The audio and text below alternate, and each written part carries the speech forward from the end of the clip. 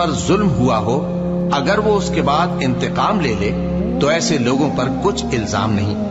الزام تو ان لوگوں پر ہے جو لوگوں پر ظلم کرتے ہیں اور ملک میں ناحق فساد پھیلاتے ہیں۔ یہی لوگ ہیں جن کو تکلیف دینے والا عذاب ہوگا، اور جو صبر کرے اور قصور معاف کر دے تو یہ بڑی ہمت کے کام ہیں۔ اور جس شخص کو اللہ گمراہ رہنے دے تو اس کے بعد اس کا کوئی دوست نہیں۔ اور تم ظالموں کو دیکھو گے کہ جب وہ دوزخ کا عذاب دیکھیں گے تو کہیں گے کیا دنیا میں واپس جانے کی کوئی سبیل ہے؟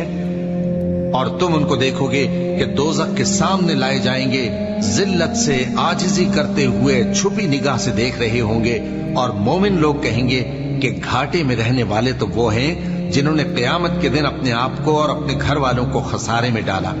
دیکھو کہ بے انصاف لوگ ہمیشہ کے دکھ میں پڑے رہیں گے، اور اللہ کے سوا ان کے کوئی دوست نہ ہوں گے کہ اللہ کے سوا ان کو مدد دے سکیں، اور جس کو اللہ گمراہ رہنے دے اس کے لیے ہدایت کا کوئی رستہ نہیں۔